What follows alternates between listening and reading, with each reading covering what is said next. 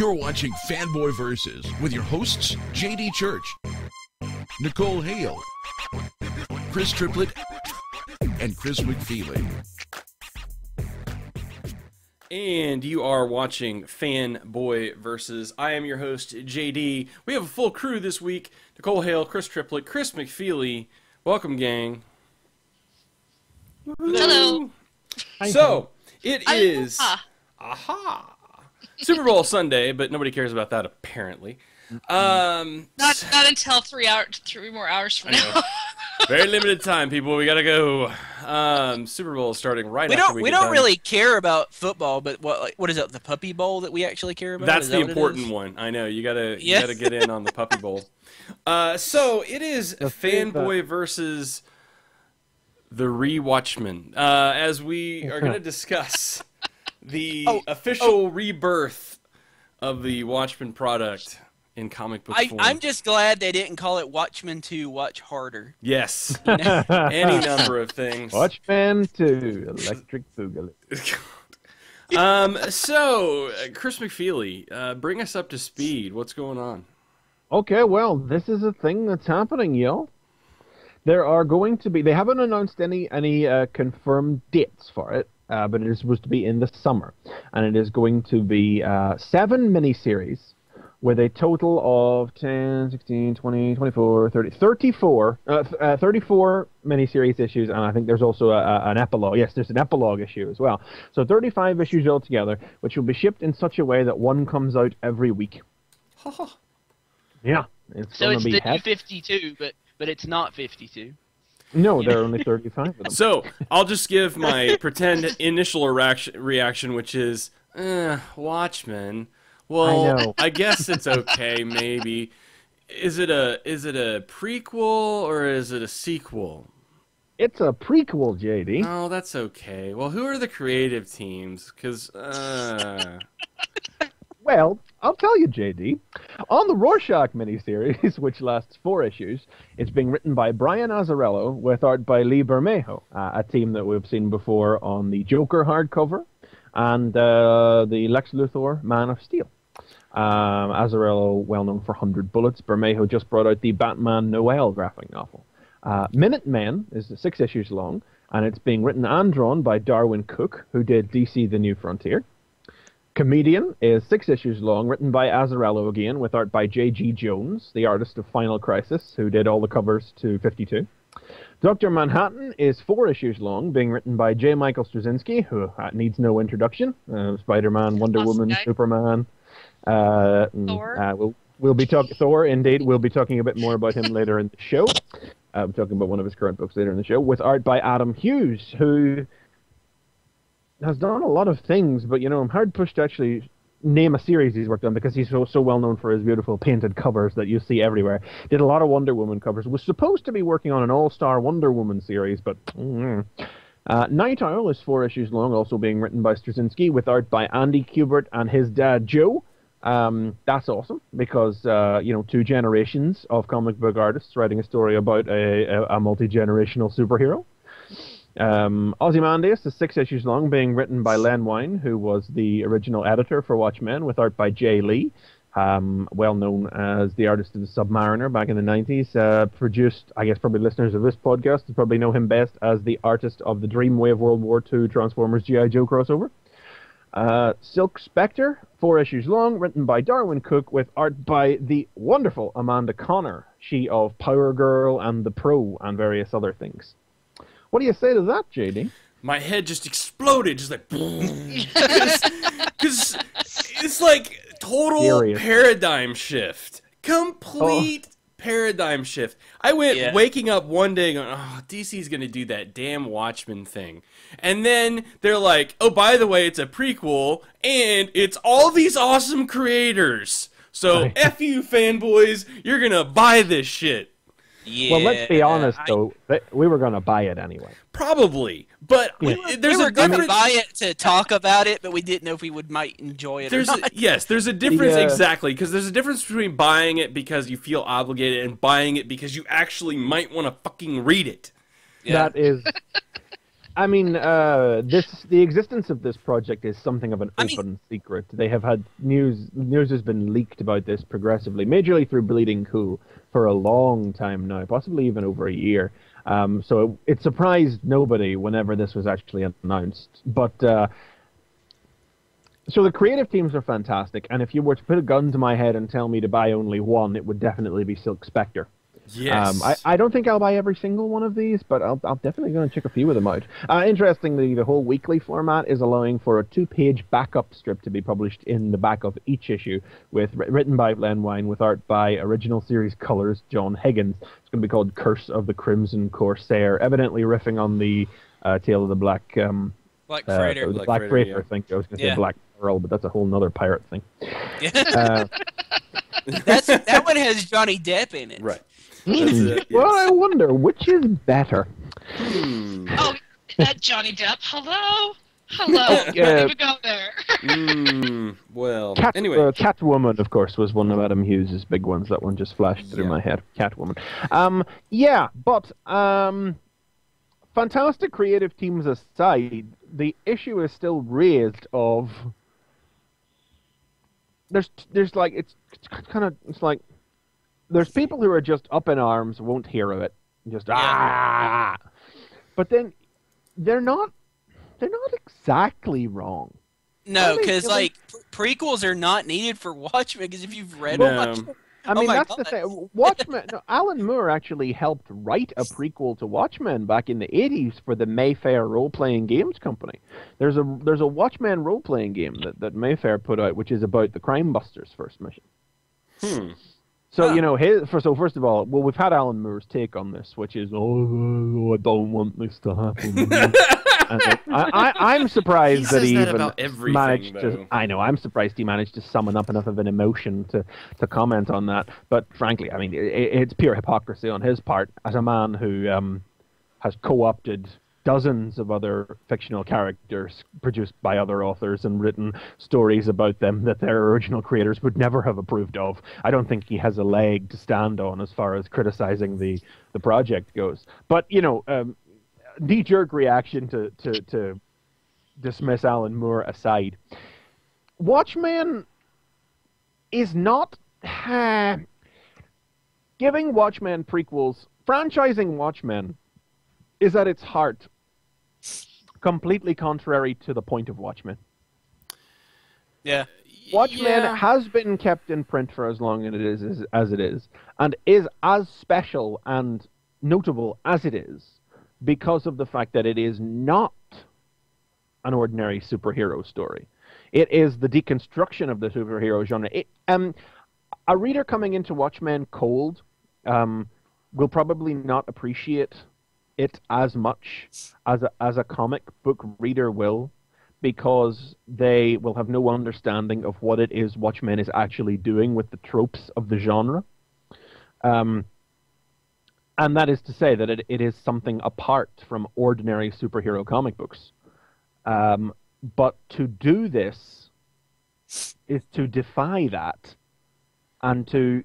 I mean, there's always the claim like, prequels won't ruin it. It's like, the Michael Bay movies didn't ruin Transformers. You can still go back and you can still watch your G1 cartoons. The new Star Trek film didn't destroy the original Star Trek. I believe you still have all your DVDs out there. The prequels did not affect the Star Wars films, whatever. These things all still exist in a vacuum.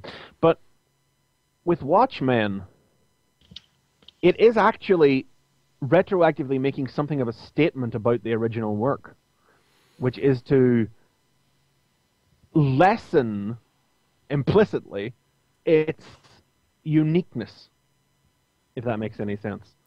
So I would not, this is one of those rare times when I think we can all safely say, not that I would want to speak for you guys or anything, but I think we can safely say where the people who are up in arms about it actually have a point.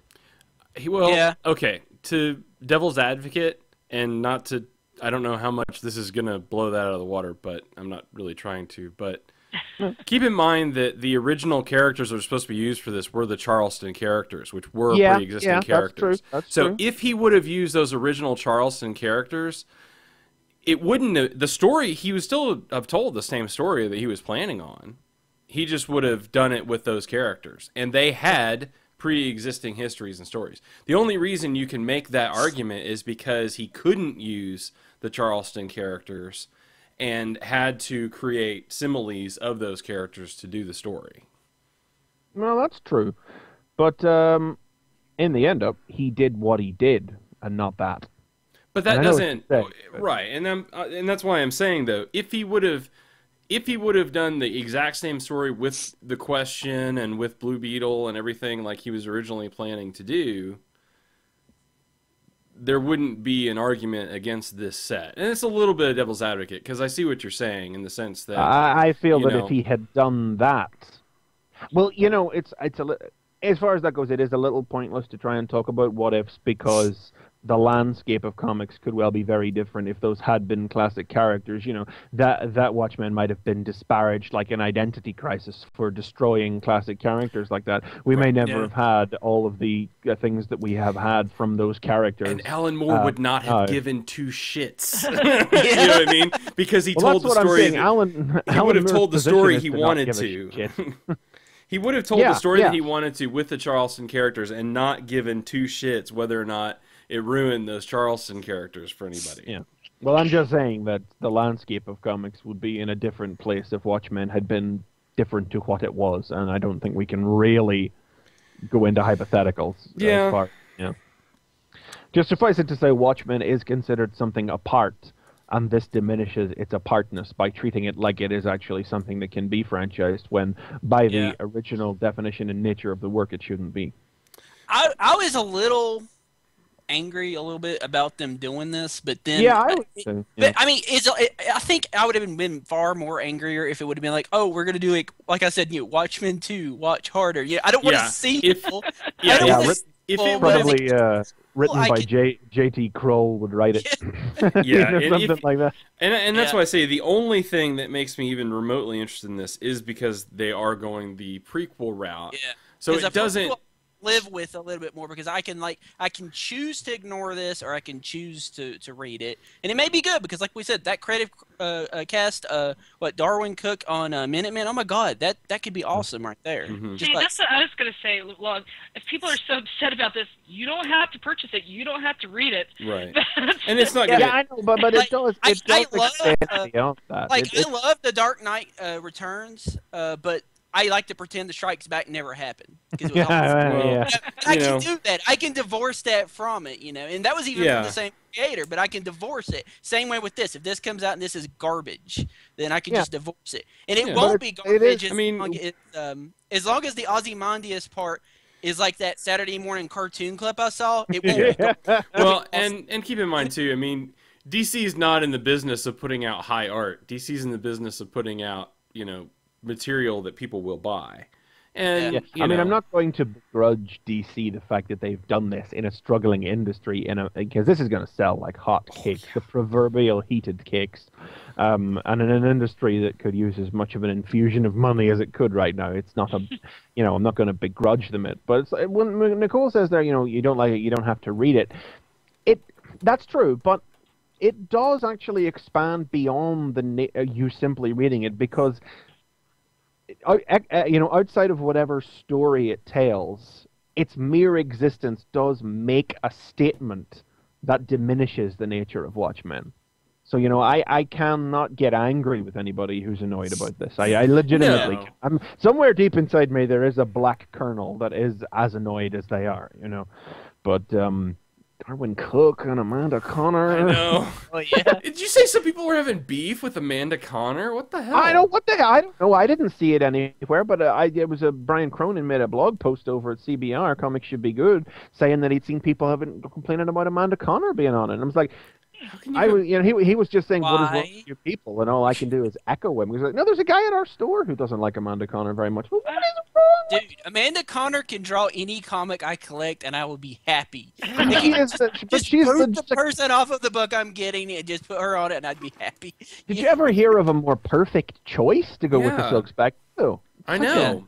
Yeah. I mean, look at the difference between just that art on that cover, and what's going with Silver Spectre on that versus the cover on Dr. Manhattan, and it's like, okay, yeah, she's gonna do this right. Yeah. So. Oh, but even Adam Hughes will deliver some beautiful work on Dr. Manhattan. Oh, yeah. And we don't have to worry about Straczynski walking off because he's never left a comic in less than 4 issues before. Surely he'll finish all 4 of those, and in a timely manner. God, can you imagine anything? Have JMS and Jim Lee ever teamed up? Because that would be the ultimate comic to never happen. It would be like the cover would come out, and it would have their names on it, but nothing else would come out. It would be the ultimate in vaporware for comics. Well, that's where DC is this week. That was their big news for this week. Now, Marvel was like, oh, DC have announced something big. What do we got? I have this, it's like, well, we have that Spider-Man thing that's happening this summer. Well, I don't have any art. What they should have done, though? Well, I was like thinking, man, they should have done like before Squadron Supreme. That would have been so funny. Well, they announced all it is it's a large teaser with it says Spider-Man on it. And bilaterally split down the middle is Peter Parker's Ultimate Spider-Man symbol and Miles Morales' Ultimate Spider-Man symbol. What's happening? Are they bringing Peter back to life? I don't think so. I hope not. I think it's going to be time travel. Like, Miles travels back in time and he teams up with Peter Parker. That'd be cool. I'd get down with that. I'm down with that. Yeah, I just don't... I don't know why I don't care that much. I love Miles, but I'm just like, I'm not. I just don't want him to get rid of Miles. Like when I saw that, I thought, they better not. They better not. Is this what they're going to do? Is this how they're going to bring Peter back? And is this it's like, the beginning of the end? Please don't. I was like, please don't. I just remembered another Marvel announcement this week, which was that we got a little bit of a look at the new Spider-Man costume that Spidey will be wearing during the Ends of the Earth. Oh, yeah, I didn't see that. It's a little bit armory.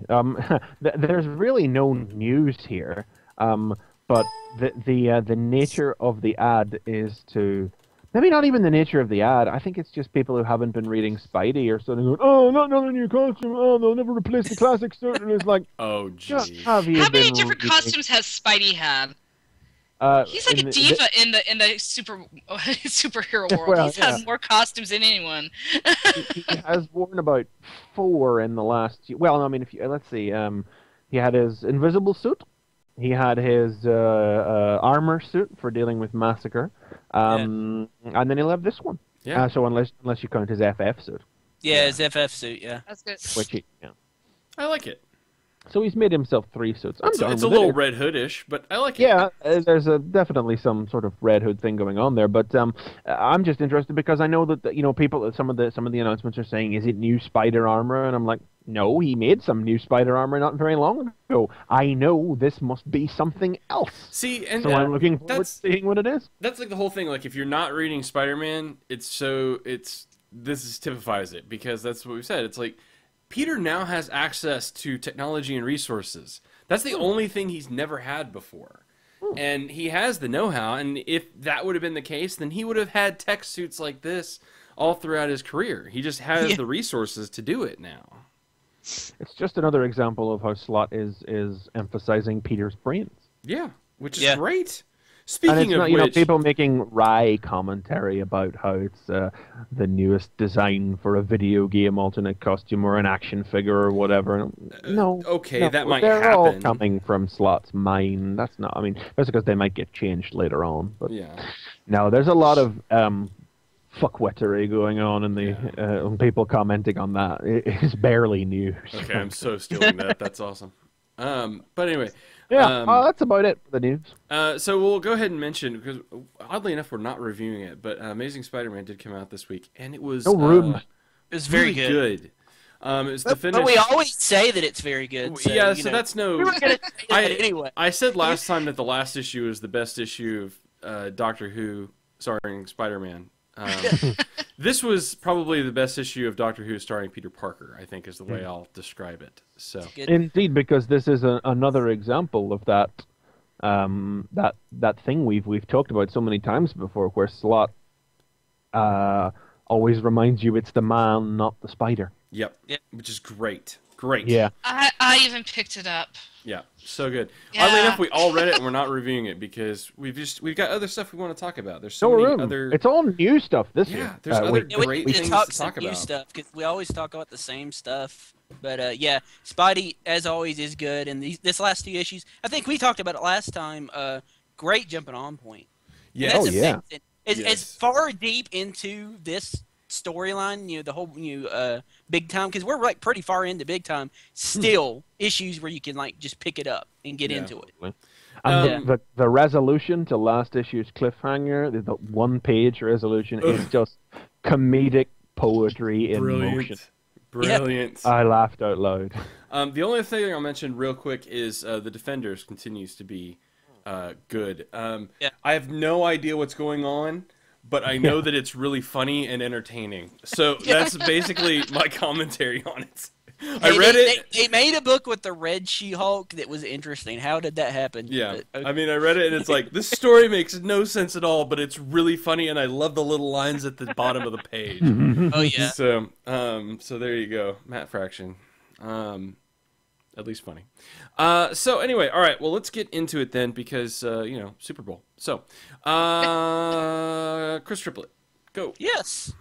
Well, I'm going to try something different this week and talk about Winter Soldier #1. Oh, it's a brand new book. Sorta. I mean, Winter Soldier's been around. He was in Captain America, so, he's been around for how many years now? 3 years? 4 years? Jeez, no, God, it must be right after this. It must be closer to 6. Yeah, maybe even nearly 7. Because he's been around since like the last Cap book restarted before Civil War. Because he was like, that started up after Avengers Disassembled. So that's a good long time ago. Yeah, so he's been around for a while, and now he's back, and he gets his own book where he's not Captain America, and I guess that makes people happy because there was a lot of people me happy. Didn't like him as Captain America. And I didn't. Well, I'm saying there's some people that didn't like him as Captain America. Me. I mean, I didn't mind him as Captain America. I minded when they killed him offhandedly during Fear Itself. I was getting to that, yeah. And then there were some people that was a man when he just got bludgeoned to death by a hammer.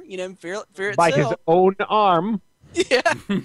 And now he's he didn't die. He's back. And Hooray! Yay! And it's a pretty good book. I like it. It's Ed Brubaker's writing it, and is it Butch Goose? Goose, I think. Butch Goose. Yeah. And Goose sounded cool though. I've never had to pronounce that out loud. I've always seen that name before, but I've never had to pronounce it out. I guess it'd be Goose, like juice. I don't know. But it's like let's just preface this issue first of all. A big part of my issue with his whole death thing in Fear Itself was that the last arc of Captain America before Fear Itself happened, before the book ended, the last arc when the book ended and then the new Captain America series started to tie in with the film with no mention of Bucky or anything that had happened before in it, ended with Bucky discovering that Soviet super soldiers had been placed like as sleeper agents in stasis in America under his watch back during the Cold War under his watch, and that this was finally he no longer would need to wear the mantle of Captain America in some vague attempt at atoning for his own past actions by taking on someone else's identity and fighting enemies that weren't his. This was finally his own mess that he could clean up in his own way, to a real personal atonement that would allow him to finally lay all his demons to rest. And then he died. So I was understandably substantially irate when that occurred. I have told the story of how I cheered and walked around the comic shop with the comic in my hands above my head when it turned out he wasn't dead. And this is where Winter Soldier picks up with that plot thread. Well, that makes sense then, because I hadn't read those issues of Captain America, but yeah, it just it basically starts running, because at the beginning, him and Black Widow are investigating something. Looks like they're in Vegas at a casino, and there's basically this thing that's underneath the casino where they're keeping these tubes that contain something. And see, like that's exactly what you was talking about, like these sleeper cell agents or something. It looks like he's, I guess, maybe tracking them down or something. Maybe I should have been reading that, because a lot of this just kind of out of nowhere. And it's I should probably say for the listeners, I didn't actually read Winter Soldier here, because I have consistently, it's the only book I do it with, but I have always got Captain America in the hardback format, because I came into it late, and when I start with hardbacks, I always like to keep going forward with them, look nice on the shelf. So Winter Soldier is one I'm going to wait on the hardback for. But I know I'm not a proponent of waiting for the trade normally, but it is the one book I do it with. So don't judge me. I'm not a hypocrite. But I think this would probably be better. I think it'd probably be better in a trade. You just give me more reasons to judge you, Chris. Jeez. There are so many already. But I think this would be better in a trade, honestly. I mean, it's fine as a single issue. I mean, it's interesting. And the end of the issue, gets me, kind of, interested to see the next one. And I don't know, I might keep getting it. I honestly didn't pick this up because I wanted to start getting Winter Soldier. It's mostly because, like, hey, it was coming out.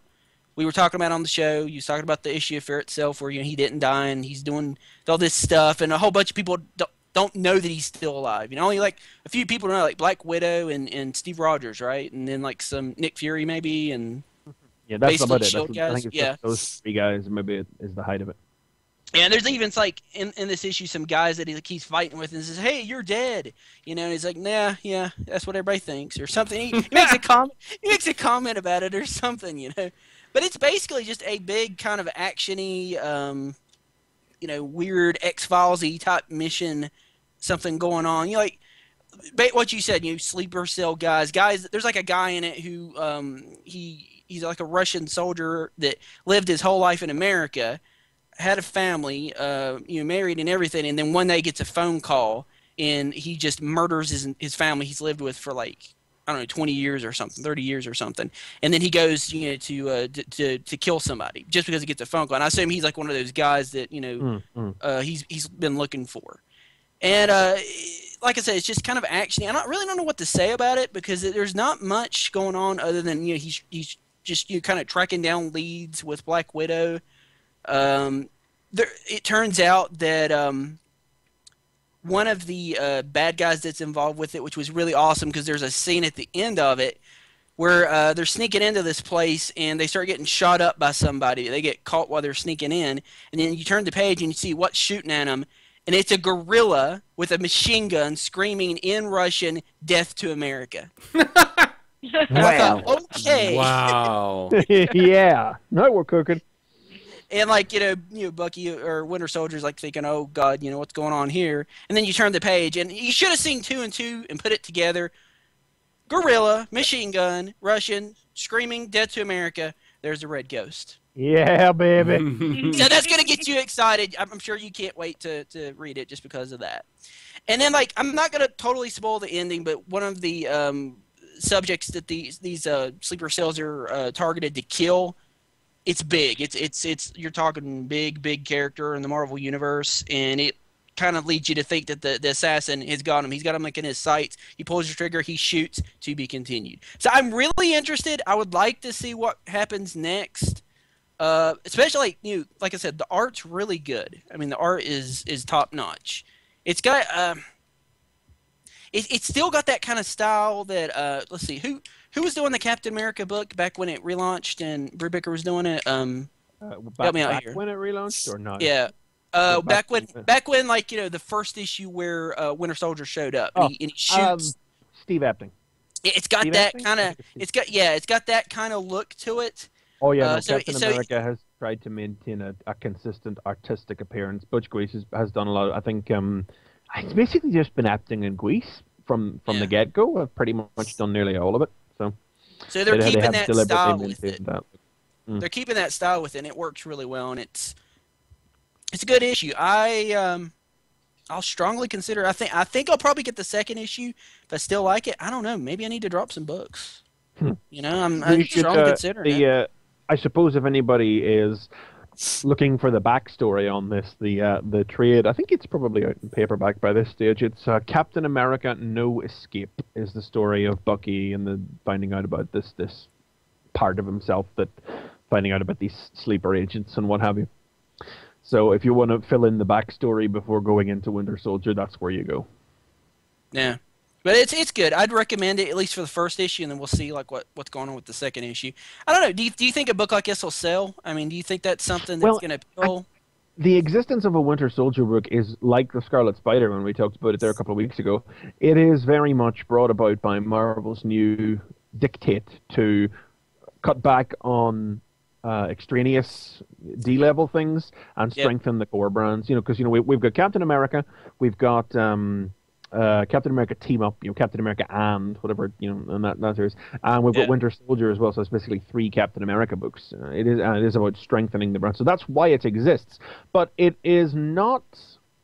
It's like, even if that dictate hadn't come down, this feels like this would have happened anyway, because this is just Brubaker carrying on the story he's been telling with Bucky since, for the last 7 years, really. It is a very long form story, but it's not like a Hickman or a Morrison long form story where there's some Gordian knot of a plot that finally untangles itself the further you move on. It is just the continuing story of Bucky.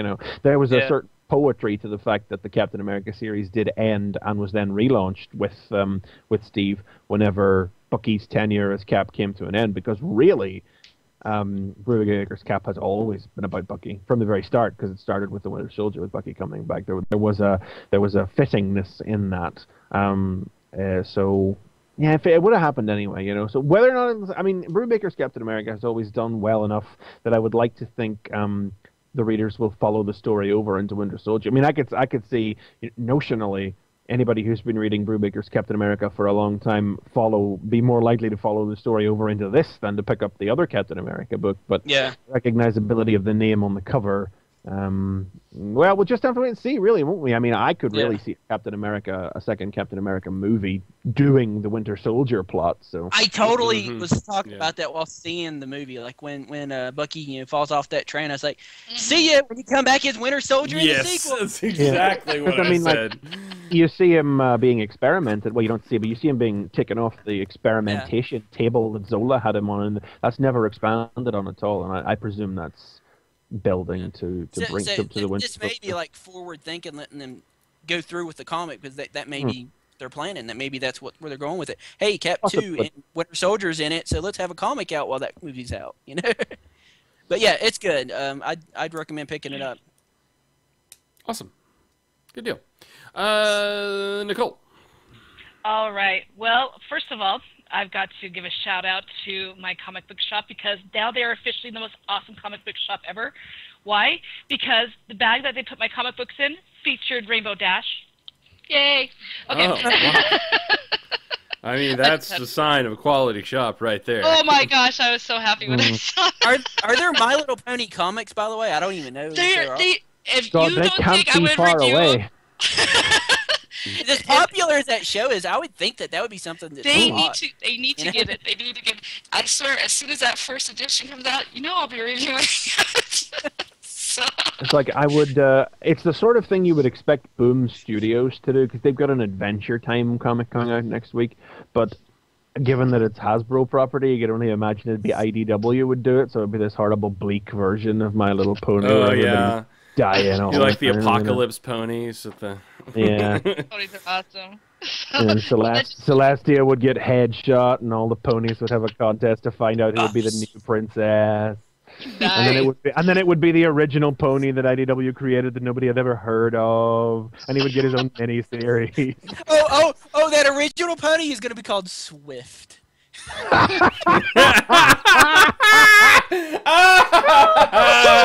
Brilliant! Tweet that. that one's free, IDW. You can have that. Oh, yes. HMRC Forever in the chat has just said it would star Dr. Hooves as well, that little pony with the hourglass cutie mark. I'm sure we could work a crossover in there with their Doctor Who property somehow. Yeah, once we get to the Infestation 3 with vampires, then we'll. Oh Man, I think the Infestation 3 would just be ponies infesting every universe. Ponies, there we go. There you go. Oh, that would be awesome. Pony infestation. Whatever meme is popular now is what they'll do for Infestation 3. Not what's popular at the time, but popular later. Yeah, zombies, Cthulhu, ponies. Ponies, there you go. There you go. Who doesn't love ponies? Internet memes. Yep. Anyway, I'm sorry, Nicole. You had read a different comic. No, I love it. I love it. Well, I'm not talking ponies this week, unfortunately, but I am talking about something else that is a new #1 out. It's Magic: The Gathering, based on the card game. Now, myself, I've only played it a couple times, so I'm not very familiar with it.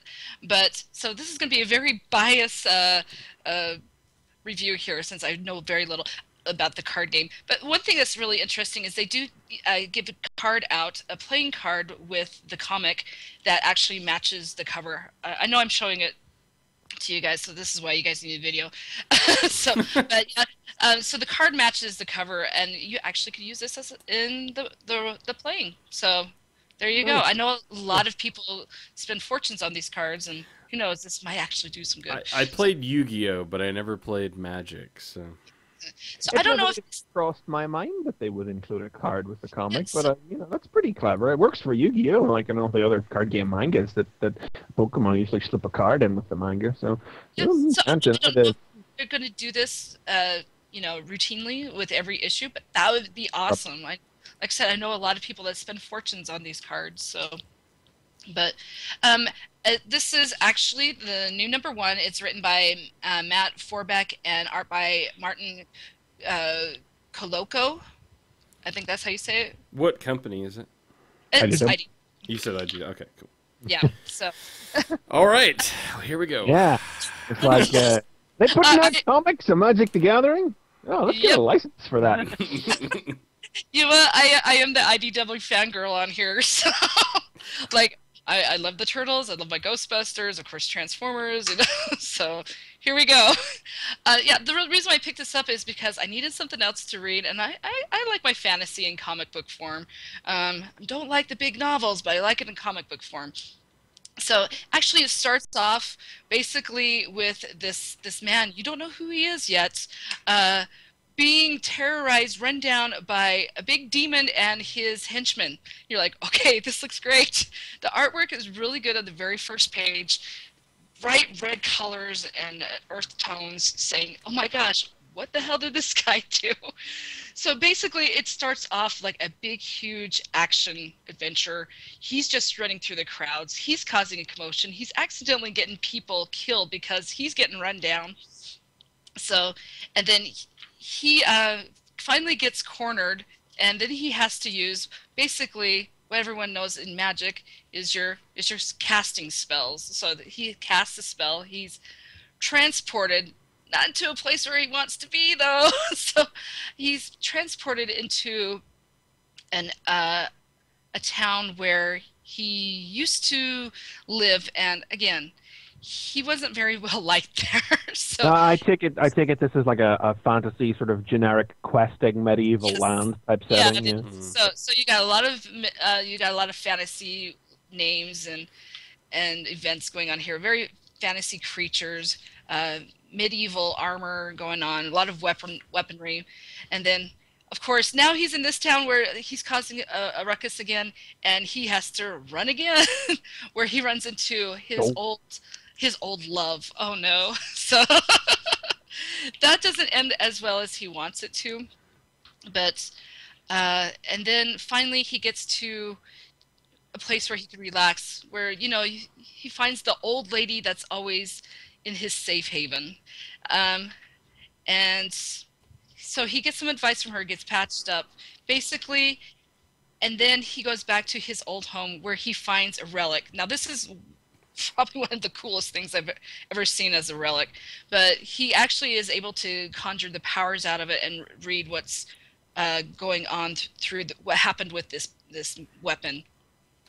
And he finds out that someone that he really loved and adored was killed by this. And so that's what starts off the whole comic. Is he's going to find out who owned this weapon, and he's going to get revenge on the massacre that is caused by this person wielding this weapon. So overall, that's basically the story. It's a good start for a series because it's like I said, all action, just go, go, go, go, go. It's like you're watching it on the big screen, just a big chase scene. What was the writer's name again? It is Matt Forbeck. Not familiar with him. No, I don't know him either, but I'm just curious to see if maybe he was if he has previous connections with Magic. So I'm just looking him up here. Keep talking. Like I said, I don't know a whole lot about Magic: The Gathering, but this story was fun. It was very, like I said, on the go. Every page had my interest. There's a couple of coloring things. Overall, it was great, but there's just a couple of coloring issues I had with. He has a blood-stained hand, and it looks a little too unrealistic, I guess, a little too red, a little too Crayola. But besides that, I mean, if you like fantasy stories, this is definitely something that you want to look into. They have some great characters, great, like I said, you see all these different weapons, and he does cast some spells. I'm pretty sure if you're familiar with Magic and the card game, you'd be more into this than I am, but you think there are like a load of nerdy references to Magic cards and things? Well, yeah, I know there's the Planeswalker. He's a Planeswalker, so if you've ever played, you know what that is. So, I know there's something with Magic as far as like the setting. There's different things based on whether you're on land or water or swamp or whatever. There's like I only know that one aspect, but I know there's supposed to be something with that, so I don't know how much that's playing in, but yeah, I actually enjoyed it for a number one. Yeah, it got my interest going. So especially if you're a Magic: The Gathering fan, I'm pretty sure you guys would enjoy this. I am not a Magic: The Gathering fan, and I know nothing about it, so I guess the comic is not for me. Yeah, I play real games like D&D and stuff. Yeah, so. I play D&D, so that's the thing. As I didn't have my D&D comics, to read, so I'm like, I might as well pick up something else a little geeky. I don't need cards. I've got my imagination. Yeah. Imagination with little figurines. I don't even use figurines. I got my pen. It's all up here, man. It's like them games ahead. That's right. For smart people, but it's all D&D. It's all up here. That's right. I just got my paper and my pencil, and I'm just like, you use dice. paper and pencil? Oh, such a noob. Oh, I've got to take notes. Hey, my old GM, man, he was worst about giving codes and stuff out, and then like and he'd like only say them once, and they'd be like 10-digit codes. I hated that guy. Anyway. Yeah. I have no idea why you would need codes for that. That sounds so crazy. Oh, dude. His was always puzzles and stuff. But anyway, sorry. The artist Martin Kuloko, I think that's how you say it. He knows how to draw his demons really well. There's some good demon drawing in here. So if you're into that, pick it up. Sweet. So, all right. Very good. Awesome. But it does seem to have an accessibility beyond just for Magic fans, yeah? Oh, well, yeah. I mean, like I said, I've never really... I've only played it a couple times. Like I said, there's a really good fantasy story coming about that has to do all with this certain blade. And it looks like it's going to be, a really good adventure. So there's stuff there for you if you're just a fan. Yeah. So like fantasy fans could probably get into it even though you don't know nothing about Magic. Yeah, he's definitely like a Black Knight. He's out for revenge for his own good. So... There you go. Good. Cool. All right. So, let's see. I am, of course, I've talked about how much I've enjoyed Ghost Rider and sad at its soon demise. But I get a little bit of a reprieve and in between the next issue, which is the Venom Circle of 4 stories. So this is actually Venom 13, but this is starting the Circle of 4 storyline. Which is running weekly this month. Yes, and that's the deal. There's 5 Wednesdays this month, so this is Marvel's 5 weeks. It's 13, 13.1, 13.2, 13.3, 13.4, and then ends with issue 14. What the hell? Yes. And they raised the price on it too, didn't they? They did. Like $4. Yeah, it's $4. There's more pages in it, though. I think, aren't there? I think so. Yeah, it seems larger. So I don't think there's any question that this would sell better than a miniseries. It feels like a miniseries because I checked the first issue of this out, and it's not really a Venom issue. No. It is no more Venom's comic than it is Ghost Rider's or Hulk's or X-23's. It's split up very evenly between everybody. It doesn't feel like a bunch of guest stars dropping into some other character's comic. No. So I suspect this might have been a mini-series, but it is written and drawn by the usual Venom team, so I don't know. It would have sold better in this format than as a miniseries, I think, anyway. Yeah, I think so. I mean, honestly, you know, I've been keeping up with Ghost Rider, and I felt pretty well connected with what's going on. I have no idea what's been going on with Venom or with X-23. So yeah, this is officially my last issue of Venom because I have dropped the book now. Oh no, you need to read this series. Oh no. Oh no. Oh no. You need to read this. You can't pull me back in. You need to read all hundreds in this. Come on. All right. So for people that don't know, up to speed, I guess, and I didn't even know. So there's like a little first page 4-block intro to where all these characters are at. I guess Flash has gone AWOL. Red Hulk is searching for him. X-23 had some of her blood stolen, and she wants it back. And Alejandra's doing her thing. I legitimately have no idea where any of those things happen. No, I don't. Yeah, I don't know if that was like a previous. I don't know if that's from the last issues of X-23 and Hulk or not, or if it was just like here's a prequel. You know, here's a preview lead-in. Yeah. You know, either way, it was fine because it was just enough information to give the lead-in. Because Flash is like drinking and hiding out with the symbiote and trying not to let the symbiote take over. Then there's some emo guy who seems to be doing something nefarious, stealing souls. He reminded me of Gary Oldman in The Fifth Element. Yes, that I knew there was something that seemed, you know, that was reminding me, but I didn't quite place it. But that would be it. Apparently, at some point, Johnny Blaze became Marvel's answer to John Constantine. And it happened, I think, a few issues into Ghost Rider, but that's apparently where we're at now. Where, you know, gone is that, like, Johnny just angry at the devil with his shotgun. This is now, you know, knows about the occult and, you know, has, like, actual trinkets and things. But the basic gist of this story is sort of the characters coming together.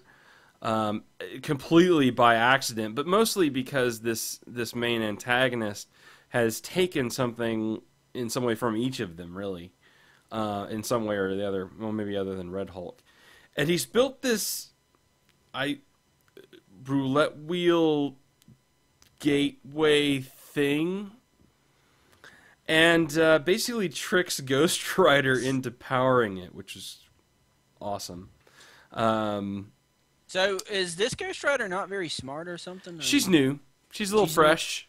Okay. Yeah. She's green. Yeah, she's a little green. Well, so, it's essentially... So when she becomes Ghost Rider, she doesn't like, I am the spirit of vengeance and, you know, I'm going to destroy... Does she just talk like herself, I guess? No, it's a little bit of a hybrid. It's kind of almost like a Venom sort of thing. Where, you know, it's very much, you know, wrestling for control sort of thing. There's a couple of great moments in here, like when the actual Venom symbiote tries to attach to Red Hulk. Oh. Which in like the dialogue color starts to change as you know, Red Hulk is like running and trying to rip the symbiote off. So to get it off, he runs into a gas station and blows it up. Which, of course, the symbiote goes running off before that. But, I mean, there's all kinds of crazy stuff. I mean, it's definitely got, I mean, X-23 symbiote-empowered clones. Wow. So there's 4 symbiote clones and X-23 clones. It's like Maximum Carnage all over again. That's awesome. Yeah, sort of. But Alejandra accidentally, well, she powers the centrifuge. I don't know. I think she was trying to close it or destroy it or something. But anyway, it ends up powering it. And it opens up a gateway between Hell and Earth. And so Hell starts spilling out into Las Vegas. So Blaze uses a medallion to at least stop its progress.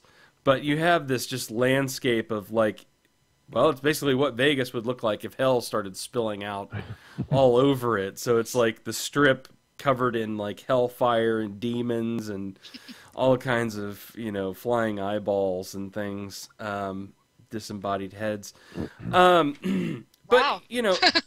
but the best part is one of the best parts of this is the reveal. When you find out that this sort of gothy looking antagonist who's been like pulling all these strings to bring hell to earth, it's Blackheart.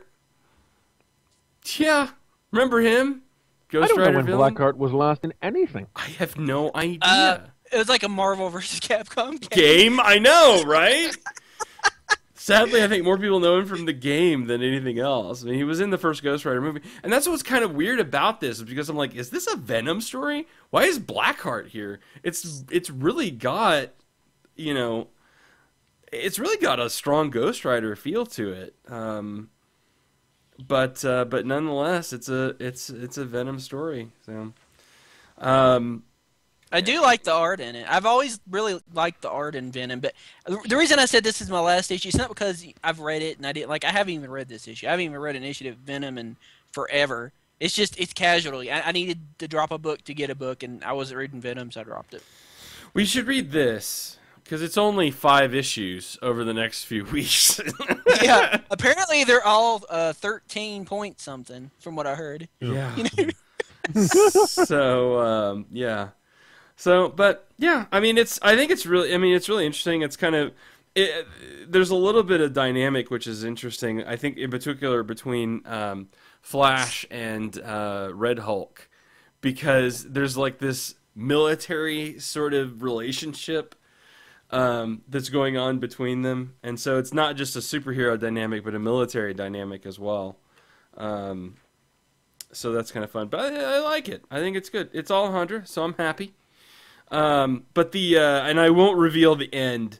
What I'll say is that Blackheart uses this mirror that ends up creating your antithesis.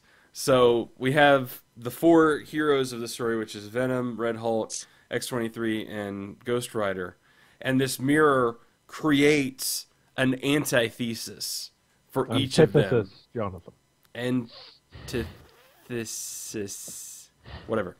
Hey, that's Tony Moore that did the art. That's awesome. Yeah, it is Tony Moore, yeah. Cool. And I can say that I don't know that I would have imagined most of these things, but they are quite awesome. I mean, in particular, the Hulk's antithesis is just wow. Just wow. Anyway, good stuff. Check it out. Yeah, if you want something that you'll be done reading at the end of February, it's a nice little story. And like I said, I think if you have any interest in any of the one characters, I think the whole thing could be interesting to you. Because like I said, I like Ghost Rider, and that part was interesting enough to me to keep me going. So it's a good lead into the Ghost Rider movies, what you're saying? Probably, yeah. Awesome. Well, and I don't wonder if that wasn't, you know what I mean? It's like, was this supposed to be a Ghost Rider mini for February because of the Ghost Rider movie? And maybe. Because Ghost Rider wasn't doing well. Yeah, that wouldn't be a bad idea. Yeah. You know, because it wasn't doing well, they said, we'll just put it out as part of Venom. Because it's not really taking up but 2 issues of Venom.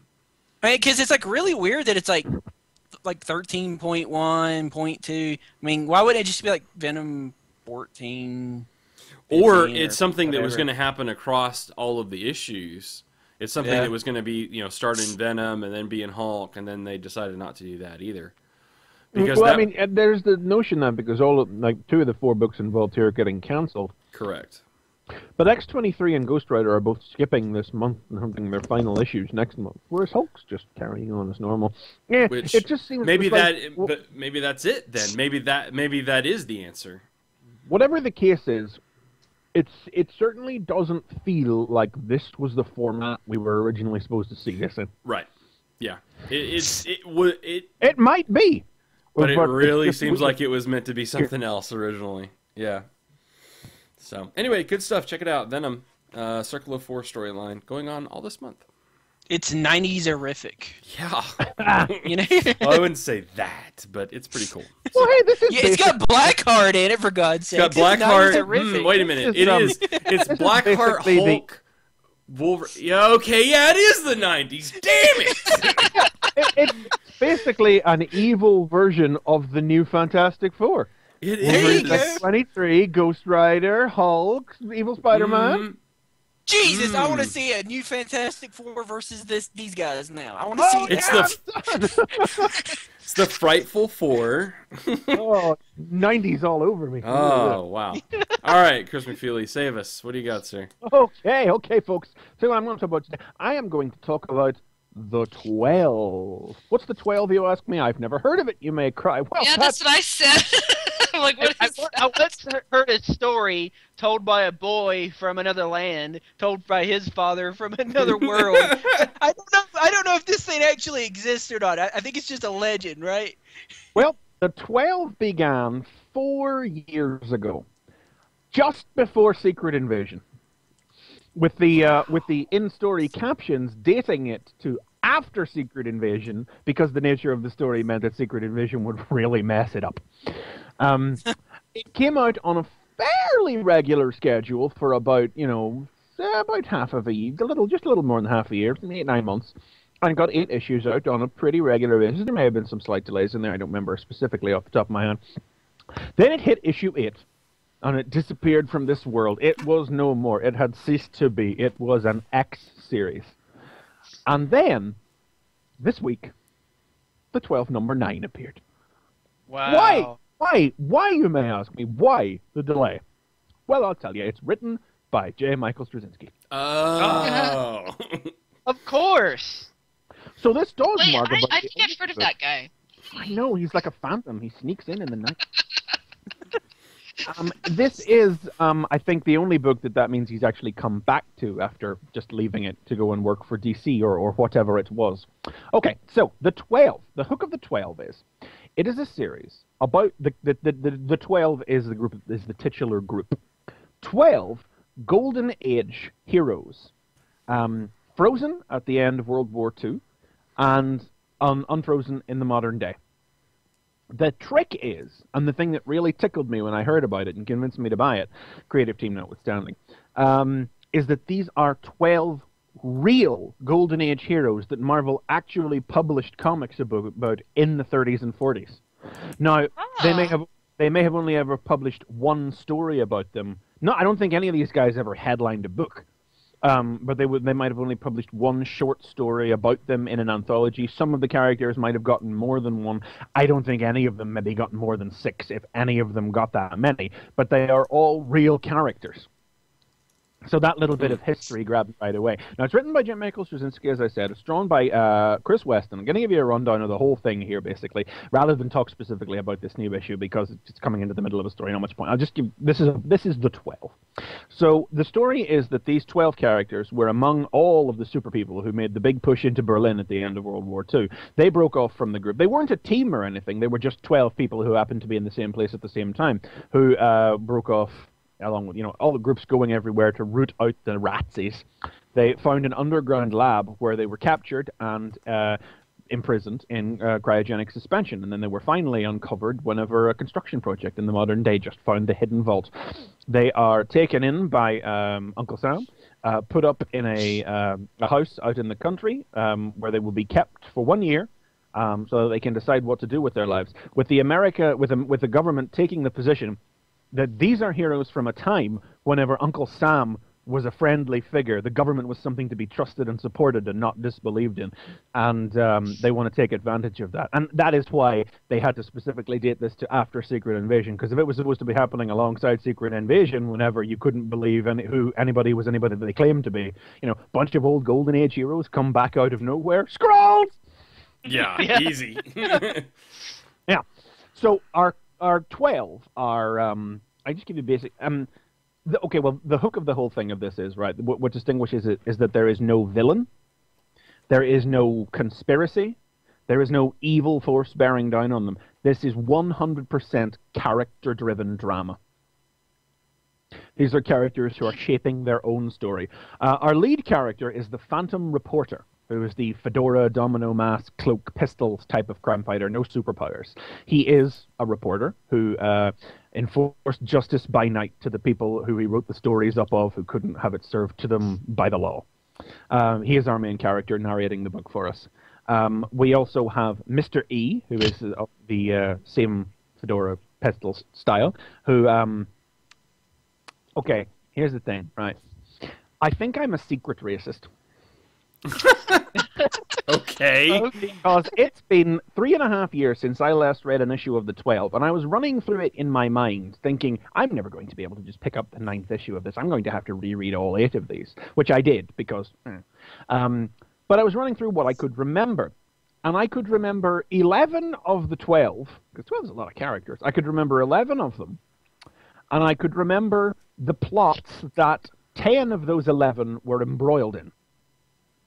The guy I forgot is the witness, who was a rookie cop who killed an innocent man because he shot first and didn't ask questions, but was granted a second chance at life by a higher power, but is now condemned to witness men die. He will find himself drawn to the site of a death, and if the man is innocent, he must save them, and if not, he is doomed to watch them die as a reminder. But when they went into Berlin, he'd just come from Auschwitz, and what he does in this, he hasn't actually had much of a role in the main plot, but we've seen him off doing his witnessing dealie when he sees an old Nazi war criminal get run over by a truck. And the other character whose plot I couldn't remember is Mr. E, who is a fedora, pistols, domino mask type crime fighter, who it turns out in the course of the story was a Jew who hid his identity so that he could rise up in the world, and his family have hated him for it for all the time he's been gone. In all fairness, he hid his identity very well that you forgot him. I know, but I forgot awesome. I forgot 2 Jewish plots. I think that makes me a secret anti-Semitic. I didn't even know it. Well, moving on from that, anyway. Alrighty. Yeah. This is going to really add some interesting overlay to your reviews from now on. Just saying. We'll be asking you about that from here on out. What's the Did you reason forget for this week? that, McFeely? Oh yeah, I forgot about that because of this. Yeah.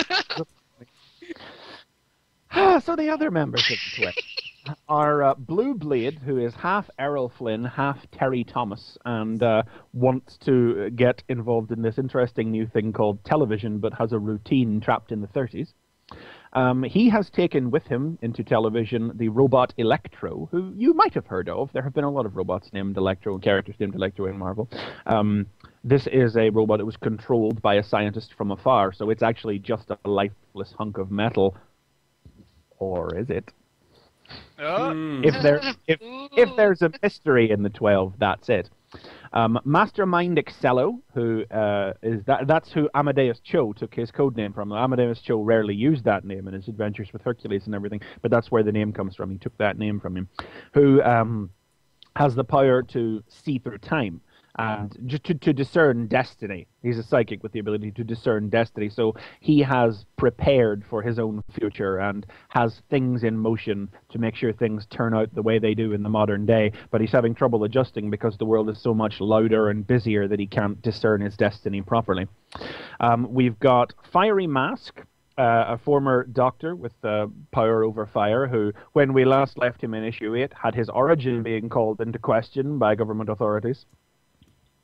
Laughing Mask, a former DA with, again, no powers, but he wears a mask of the face of comedy and shoots gangsters. That's what he did. He had no powers. He enforced the law that the law couldn't, and did kill gangsters execution style. And he has been around the halfway point of the series. He is arrested for a murder in the 1940s. From the description of all these characters, it's really interesting that before Watchmen was announced when this came out this week. You know what I mean? There's a retro twist there. Rockman is allegedly the king of a subterranean kingdom who was separated from his people, and is a real tragic figure who just spans the series, immensely powerful and can do a lot of good, but is so heartbroken for the loss of his kingdom that all he does is sleep in the basement of the house the government has given them and pound on the floor with every waking hour in the hope that his people will hear him and come for him. Dynamic Man, who is the one guy who has... He was a superhero designed to be the man of tomorrow, but now he's found tomorrow and found it wanting. but he is the man who has dived headlong into being a hero again in an attempt to make a change and make this future the future he believes he should be. He's the closest thing the book has to a villain, although he hasn't done anything actually villainous, but he has a real problem with interracial couples and the gays.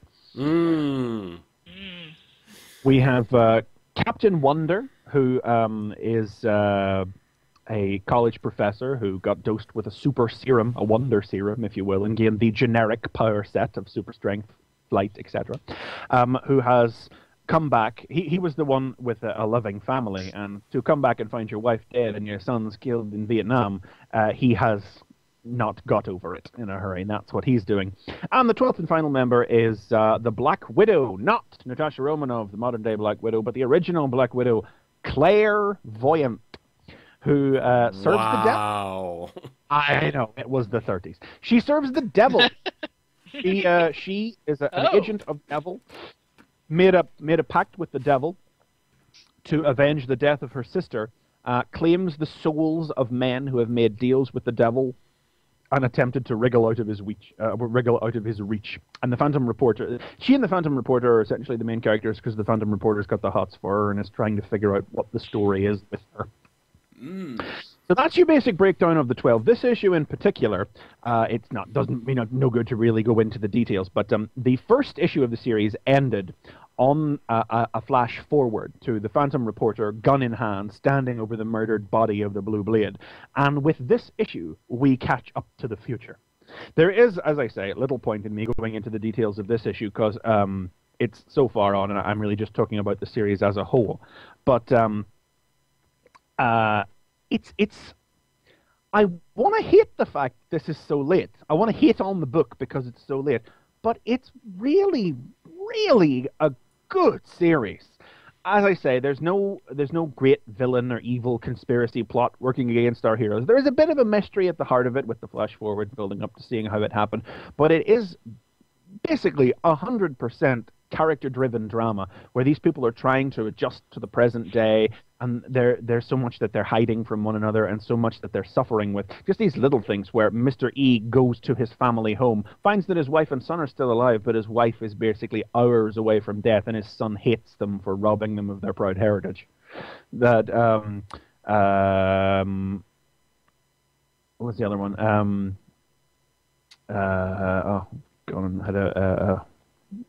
My brain's just skipped off on me there for a second. When Captain Wonder's old sidekick, who is now an old man, comes to see him again, and it's all happy reunions until it turns out the only reason he's come back is that he hopes Captain Wonder has made more of the serum because he is a bitter, lonely old man who never had a life outside of sidekicking. It's not a happy book. It's not a happy book, but it is a great character drama. And well, here's how you get it. The first 6 issues have been collected in a book already. Presumably they did that when the series was still planning to come out on time so they could release 2 6-issue volumes. That was years ago that Volume 1 came out. With the release of issue 9 this week, they've collected issues 7 and 8 into a must-have one-shot, which also came out this week, which you can pick up. Issue 10 is due out later this month, 2 issues this month, and issues 11 and 12 will follow monthly. So you can jump on the boat right now. I would fully expect this to get an ultimate collection with all 12 issues in one paperback down the line. But so will they finish it? That's all I need to know. I am operating on the assumption that it is all finished and they wouldn't have solicited it otherwise. Because the interesting thing is that issue 9 here is 22 pages long for $2.99. It sounds really good, but I don't want to pick up what's out now until it's all out, and then when it's out, then I would probably get it. Yeah. You know what I mean? Because I don't want to read like issue 1 through 9, and then like, oh well, 12's not coming out for 2 years. Maybe I can wait 2 years until they collect the whole thing. I am pretty sure the whole thing is probably done at this stage. Simply because I don't, after such a delay, I don't think they would have solicited the issues if it wasn't finished. The original inker was Gary Leach. He left at the midpoint, and Chris Weston has just been inking the whole thing himself. The fact that this is 22 pages indicates this was done some time ago, before 20 was the new maximum, which has been like half a year now. That's been established for, and it's just really very good. the fact that there was also a zero issue that contained some of the original appearances of some of these characters, and there was a one-shot produced somewhere in the middle of the 3.5 years there, written and drawn by the author, just to have something out there. I think that one-shot might be collected in the must-have as well, as it's called Spearhead.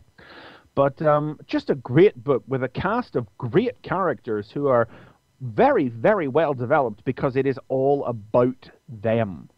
I have only given you an example of the tragedies that... I mean, it's 12 characters, 12 issues. So, although they don't break it up in the way that like each issue is about one character, because the whole cast, it's a real ensemble cast. They do all star in each issue, but each issue is usually given over to at least giving you a proper origin of one of the characters. And of course, there's quite a few retcons at work here, because some of the really hokey origin-style stories for these 1930s and 40s characters need a little tweaking to update them, you know. Rockman, in particular, has a great twist later on in the series, a really, really tragic one as well, as if he wasn't tragic enough. And I just really, really recommend it. I want to be down on it because of how long it took to come out, but this is not Superman and Wonder Woman Straczynski. This is Thor Straczynski. This is good Straczynski. And don't let his name... Good Straczynski is awesome. Bad Straczynski is really bad. You know? So, Edwin, is this going to come out next month, or is it just going to be random publishing, or do you know? Well, issue 10 is due later this month. There's 2 issues this month. Okay. And issues 11 and 12 have been solicited for next month and the month after. Okay. So cool. Yeah, please talk about the last issue when it comes out, so that I know that it's all out, so that I can go. Yeah, mention that, and then I can. When that happens, yeah. This sounds like one that is definitely meant for trade. Well, no, but I mean, I sat down there on Tuesday morning before getting issue 9 and just reread all 8 of them. That's the thing about it. It is massively dense. It features like full first-person narration from the Phantom Reporter as your POV character. This is not a book that will be, you know, if this was in a trade, this would be like a novel. This is a dense book. This is very much a book where each issue is given over to covering one particular piece of ground. It is not something, it's not decompressed. It's not that they don't flow into one another, obviously, because the story is carrying on through. But as I say, because there is no one direct plot leading the way through, it is 12 separate stories of 12 people alone in the world who are dealing with their own personal tragedies and the giant upheaval that has just struck their lives. Each issue is about something in particular. And it'll read fine in a trade, no problem, but it's definitely one that is written with individual issues in mind. And, you know, if you're feeling brave, go out, get the trade, get the must-have, get issue 9, and pick up the last 3 over the next 2 months. Because this is the sort of book that I fear we won't be seeing much from Marvel in the foreseeable future with the new policies and what gets published and what doesn't. And I'm pretty sure that they're really only bringing these issues out to bring it to a conclusion. Yeah. After so long. Yeah. And it's definitely the sort of book I want to support. And I'm really, really thankful that it rewarded me by being so very good. Check it out, definitely. The 12. Nice. Cool. All right. So that brings us to the end of the show, where we're going to talk about Action Comics, because Chris McFeely assures us that this was really good, and I think it was good, but I don't know why. Out. So, and I forgot to pick mine up. Because I got lost about halfway through and have tried, and I still am kind of a little odd at what's going on. Yeah, like, I read the last issue, and I read the issue before that in Action Comics, but even though I went back and looked at those issues, I still feel like there's issues I've missed. There's something I missed, I think. Well, as I'm reading... There's a whole series of books I've missed. I'm reading Morrison's Batman in trade right now. I'm not reading anything else in between it. I just read Time and the Batman this morning, so that just leaves me Return of Bruce Wayne and the final volume of Batman and Robin. So my head is, at the moment, very attuned to the ways of Morrison. I reread all of Final Crisis last week. So you're going to be the Morrison whisperer for us this week and explain what this all means. What's that? It's a load of shite, really. I just made it all up as I went along. Got really high and... Okay, Yeah. So this is called When Superman Learned to Fly. It is the second part of a two-part story, written by Morrison, of course, art by Andy Kubert. It is a digression from the plot that is currently going on in Action Comics, in which Superman is fighting the Terminauts, which have been sent by... Well, this is what this issue first starts to imply to us. We were saying Brainiac because it was a big green thing that had come in a big metal spaceship with tentacles to shrink parts of the world and preserve their knowledge. Sounds like Brainiac to me, doesn't it? Oh, but... yeah. So this is a digression in which the adult Legion of Superheroes, who just appeared on the last page of the previous issue, bring the adult Superman back in time to just around the time when that is going on. They're up on the satellite. This seems to be set shortly after the end of the Terminaut storyline. And what we seem to be able to take away from this is that following that storyline, the young Superman will take his rocket up to the Collector's satellite, which will be abandoned, where it will, through its Kryptonian crystal core, transform the satellite into his Fortress of Solitude, which may be relocated to Earth later, but this will be his first Fortress of Solitude. He even said something like that was his first. His first, yeah. Yeah. It was noted in the previous issue, when we got a look at his life on him being sent from Krypton, that the rocket had Brainiac AI on it. The implication being that at some point in the future, the AI in the rocket and the Collector will become one and become the Brainiac that we know. That these are separate beings right now. And that is a threat that is becoming very potential right now, because the anti-Superman army have stolen the kryptonite power core out of the rocket, which leaves it powerless and free to be overwritten by the Collector AI when it reboots in the past, before this thing is supposed to happen. The anti-Superman army, consisting of a lot of unidentified characters, the principal members being the Kryptonite Men, or the They're K-Men. identified? A lot of these guys, I didn't know who they were. Well, the... like, I'm looking at them, and my first thought is that, wow, that's a lot of Silverhawks villains in the background. Like the guy with the hat and the gun strapped on his back. I was like, dude, what's going on here? Well, they mention later in the issue a character. They don't say who he is, but they mention a character called Nimrod the Hunter. I'm assuming that's him. Yeah, it must be him. Right. Yeah. We don't know who this big bandaged guy is. He definitely calls to mind like the Unknown Soldier, so I think maybe there's supposed to be some connection to the Unknown Superman from Morrison's All-Star Superman. Maybe, not sure. The Kryptonite Men are like a take on the classic villain, the Kryptonite Man, who was just like the power of green kryptonite, except we have a blue one, a green one, and a red one here. And then we have these, what are they called? The other characters who are really just there to provide a something of a red herring, whose names were... the sisters. Yes. The Sisterhood of Abiding Hate. Yes. The Sisterhood of Abiding Hate. And then in their ship is what it said. What was the ship is what they're inside, you know. Which reminded me of the Doctor Who characters, the meme, whatever. Much whatever they were called. They're definitely. Did they include traveling pants? Yeah. Wearing robes. There's also this little girl tucked away in the corner who appears to be a character from the Golden Age who was Lois Lane's niece at one stage. Wow. Yeah. Wow. The relevance of that being that all of these characters have been gathered together by the Little Man. The Little Man from the first issue of Action Comics, who was working with Glenn Morgan. No, that's what he's actually called, the Little Man. That's what they called him in the director's commentary for the first issue. Yeah. The Little Man. And he has gathered these characters together. It is mysterious. And he's also got, like, this girl who's working for him. She is from the planet Trom, and I believe that was the homeworld of, I don't know, some Legion of Superheroes member who could change elements, because that's what she does. She changes the lead shielding around the kryptonite engine to glass so he can show it off to them.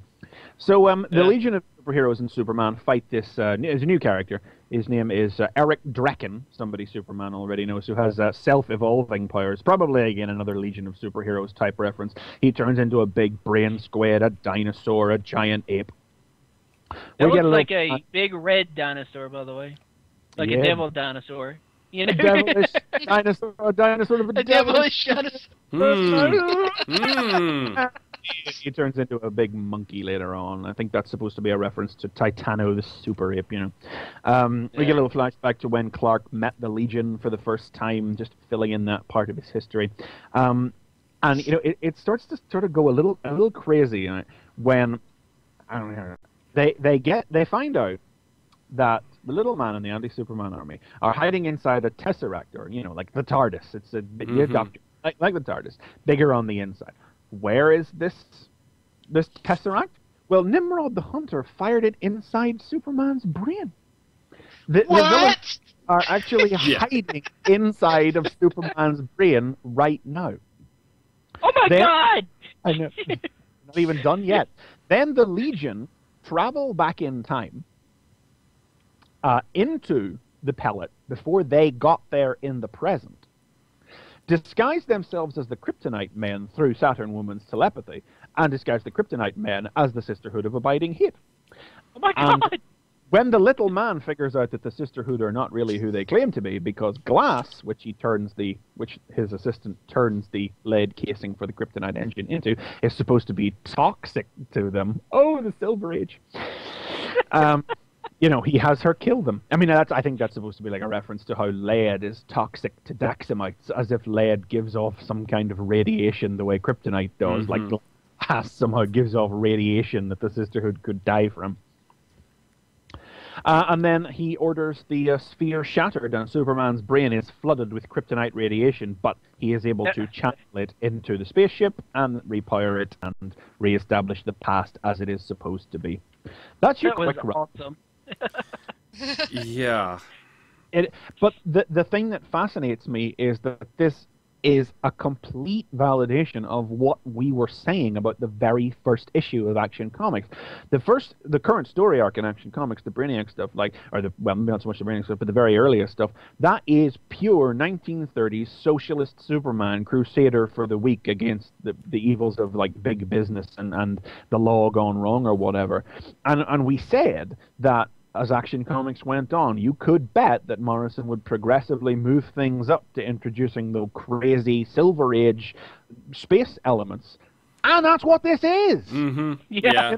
Yeah. I mean, the Kryptonite Man, this Draken character seems to basically embody every time Superman fought with a giant monkey or dinosaur or amoeba or any of the other crazy giant creatures that he would fight with. Of course, you have the Legion in there, first appeared during the 50s as well, and added that element. You have his Superboy past in Smallville as well.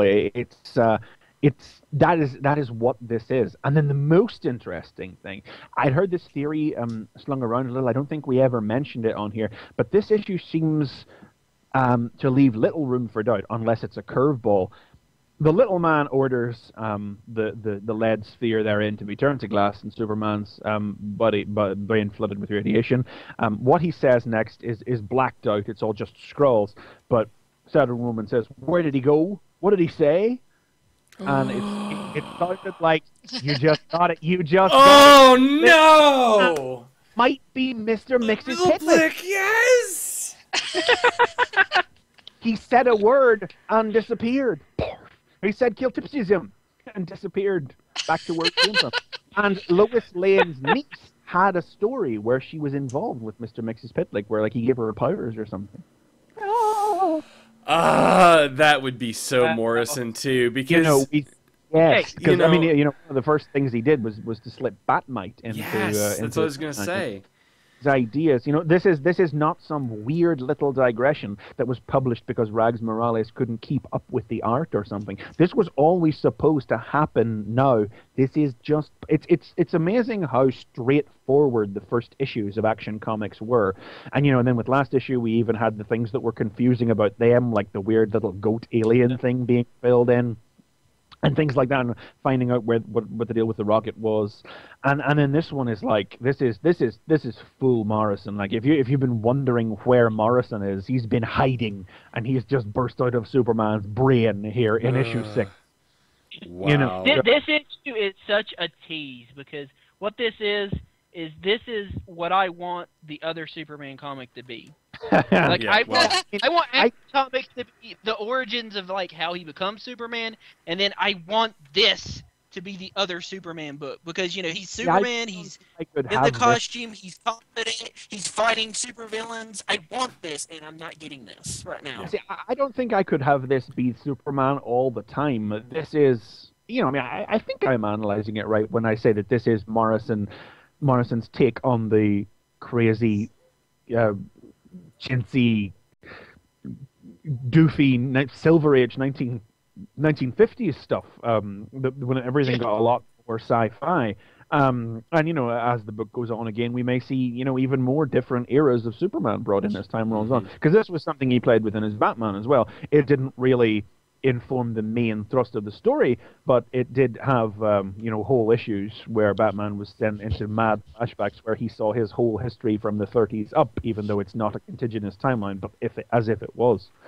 Where, you know, as we've said before in the show, is that Morrison loves superheroes, you know, with all the other hot British writers that you mentioned in the same name, Warren Ellis, Mark Millar, Garth Ennis, Neil Gaiman, Alan Moore.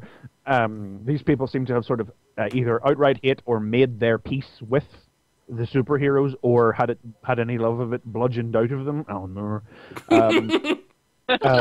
Morrison's love for superheroes, and Superman in particular, because basically Superman is Jesus when Morrison writes him, you know. He's the one who still loves them, and he will always respect all these strange, disconnected corners of their continuity in this way, even if they don't make much sense with where the characters are now or what they're doing now. There's always this love for what is on show. And you know what? I'm sure there are a dozen or more things in here that I'm completely not seeing as well.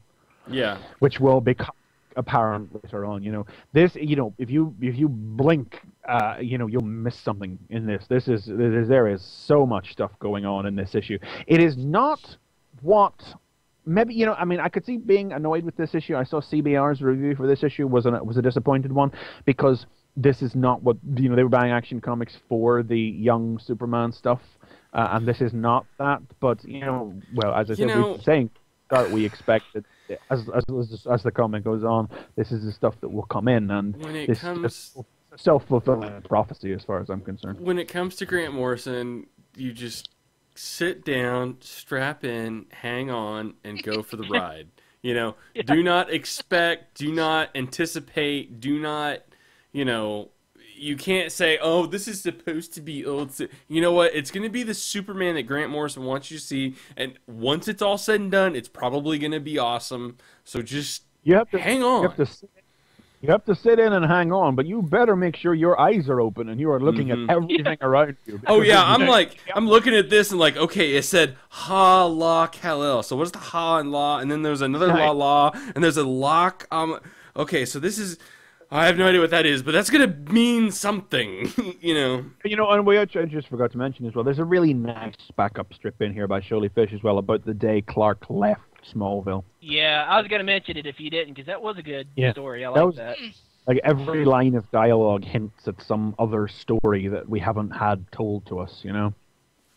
It's like, you know, Clark remembers all these things, like crying in his mom's arms. I didn't mean to. Why am I such a freak, you know? You're not a freak. You have the gift of being all stronger. It means you have to be more careful. And you're immediately thinking, well, what happened? What's the story there? You know, this is good. This is good stuff. Awesome.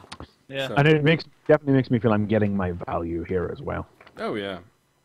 Backup. I gotta pick this one up. Well, I have it on my pull list. I just didn't pick it up. Yeah. I think Action Comics, is the one that is consistently satisfying me. Well, because I'm enjoying reading it so far. It's like you said. This issue has been there really hasn't been an issue that's been bad. You know, I mean, there hasn't.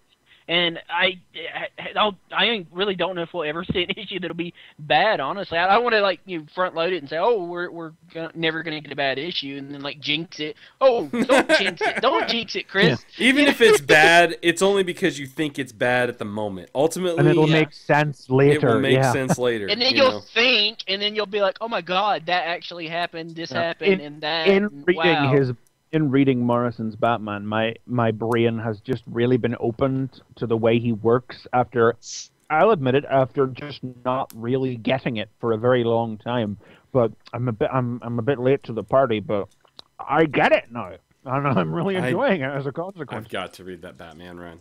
So cool. All right, very good. So there you go. Action Comics, check that out. You're kind of at the beginning of a Morrison run here. It's only issue 6, and there probably will be a lot more. So yep, it's going to be interesting to see how they trade this. Yeah, very, very. Because this does feel like it's supposed to happen now, but it is set just after the.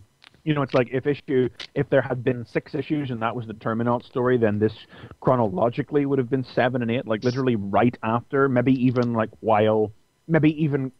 simultaneous with the very end of the story is when it's happening. You would wonder if they'll collect them in order, or if they'll jig them around a bit to make it a little more readable in book format. Yeah. So, I don't know. It'll be interesting. I'm excited. I'm liking Superman. What the hell is wrong with me? I know. Crazy. Wait, let me rephrase that. I'm liking this Superman. Yeah, well, I mean, I already like All-Star, so, But, yeah. I wish I liked the modern day Superman book. That's the one that I want to like. There's a new creative team coming. You never know. Yeah, it might get better. I know. I saw the cover for the next one, or the ad for it on one of these issues, and I'm like, wait a minute. He's punching that villain from Wildcats. What the hell are they doing? You know what I'm talking about? The guy with the flaming head and the mask-looking thing. Yeah. Yeah, I don't know, but I know, but I don't know. Yeah. So, awesome. Okay, well, I do want to mention real quick, next Saturday will be our live broadcast for Toy Fair. Woohoo! Very excited. We're already getting some early images of things, so I'm very excited about this Bruticus. Let's play some football, win. The turtle stuff looks good. So good stuff. Oh, the turtle stuff looks awesome. Yeah. I was so happy. I am you guys really mentioned that excited. last week. You guys were mentioning it last week. I'm like, oh my gosh. So we're gonna be broadcasting live right here at tfradio.net/live. So check us out next Saturday morning. Like I said, we usually start around 10 or so, and we go all day long. Who's going? Is it XV that's going, or is it Rob? It's Peter. Peter will be there live. Oh, Peter. So we'll get some live updates from Peter. Usually he's blog casting that, so it'll probably be a lot of text updates that we'll relay, but we should get a lot of pictures and things as well. That'll be awesome. It's usually a lot of fun. So, of course, this crew is always welcome to pop in and out. Usually that happens.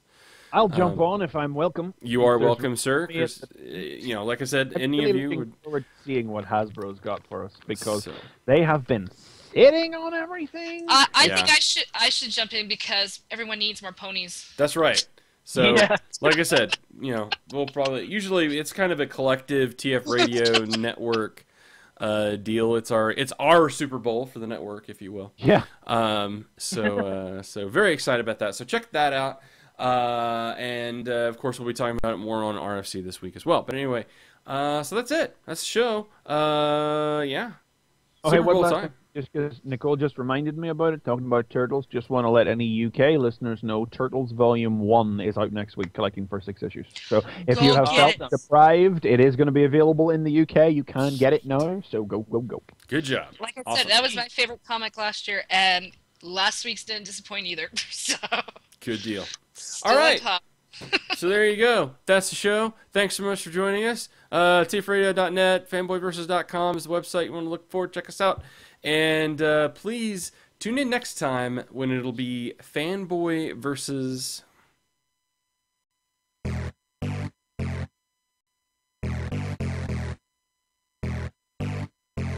This has been Fanboy Versus. Visit us at tfradio.net for show notes and to subscribe to the podcast. Follow us on Twitter at tfradio for news and updates. Like the podcast? Leave us feedback on iTunes. Copyright 2011 Radio Free Cybertron.